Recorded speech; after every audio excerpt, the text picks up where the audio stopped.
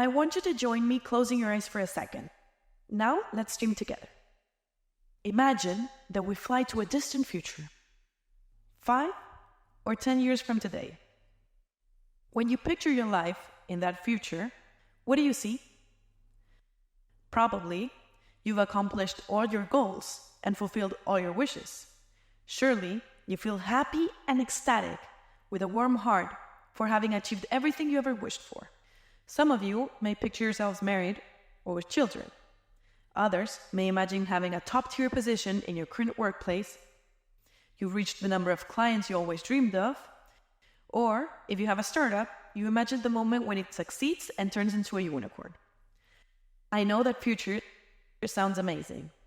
But now, I'm going to ask you to press pause on that magical movie, to open your eyes, and think of the following questions.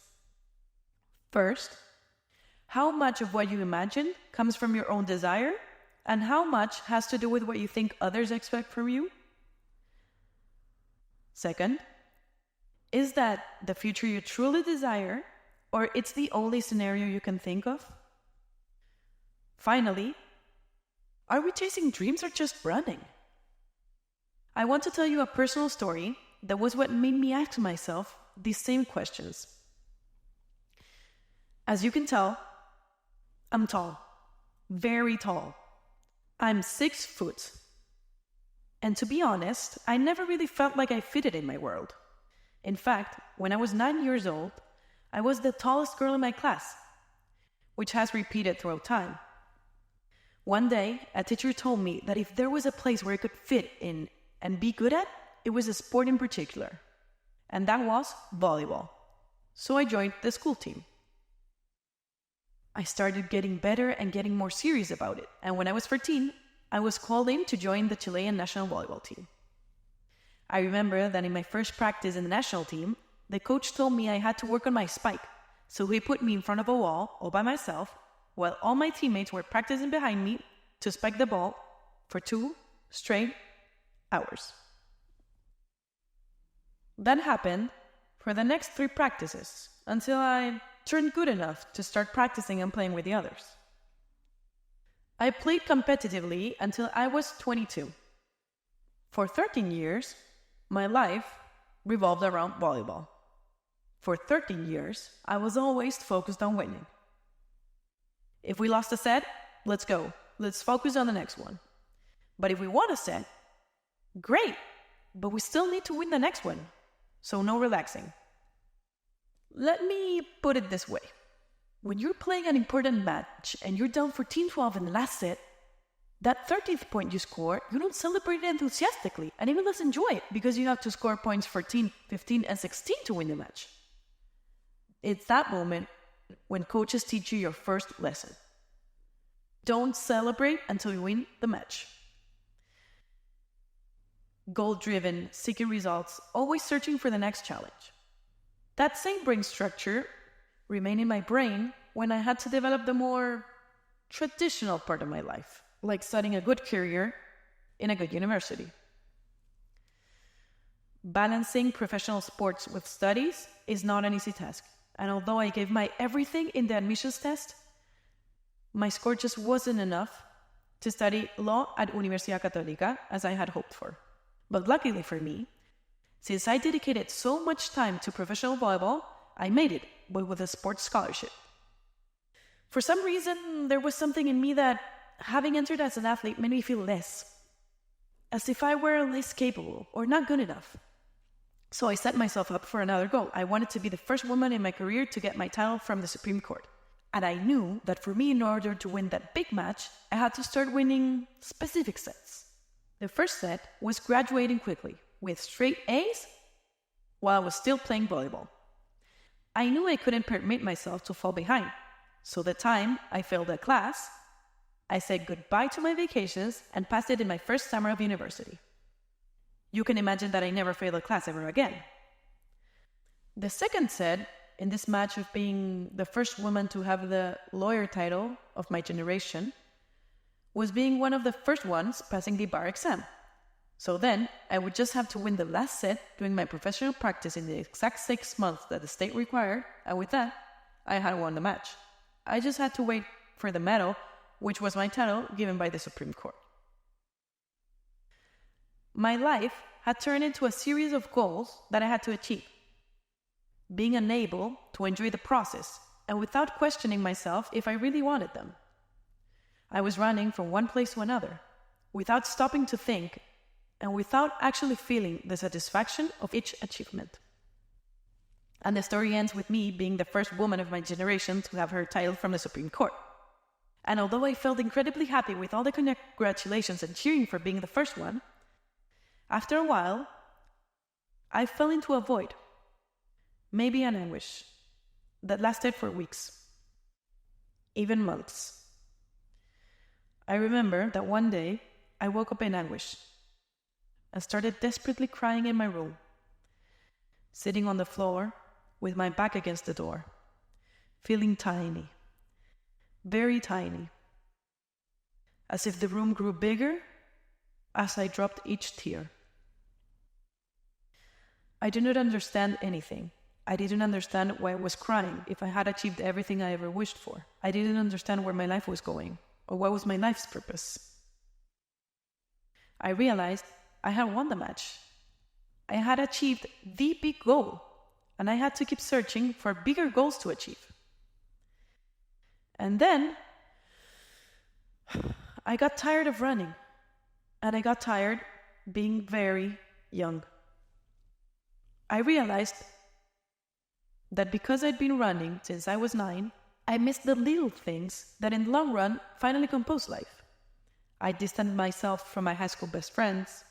I didn't share with my friends in the college patio or even had a college life. And I missed many Sunday family lunches for being focused in studying or training, because I always was focused on the results. I realized that I had been running towards goals that I didn't know if I really wanted. I didn't know which one was the ultimate goal, or even if there was an ultimate goal. It turns out that I wasn't the only one feeling this way. I spoke with several people, and lots also felt that they had been running towards goals without enjoying the ride, following a path that we believe is marked for us, without opening up to the possibilities of perhaps choosing a different option that could make us happier. Since we were little, we'd been asked, what do you want to be when you grow up? How long until you finish your studies? Do you want to get married? Do you want to have kids? Etc. We have been led to believe that life is only about results and not about processes. It is as if the only important thing is to fulfill and cross a goal so you can check off a list and move on to the next one. But will there ever be an end to that infinite list of goals? At what point and for how long are we really happy? A study by the University of Scranton in Pennsylvania and the Statistic Brain Research Institute found that only 8% of people who set goals in 1 year succeed in achieving them. So what about the other 92%? Would it mean they failed? My past self is sure they did, but now I understand that they did not, because now I understand that sometimes results come when we focus on the path towards those same results. Because now I understand that life is not measured by how successful we are or appear to be, but perhaps by how happy we were. In researching and questioning these issues, I came to discover the concept of flow, coined by psychologist and professor at the University of Chicago, Mihai Csikszentmihalyi. He defines flow as a state of total immersion and enjoyment in an activity that makes people who experience this flow not only enjoy more the process, but also tend to perform better and achieve their goals more successfully. This state of flow improves their concentration, creativity, and satisfaction, leading us to be more productive and improving our overall well-being. Like right now, I'm enjoying this moment.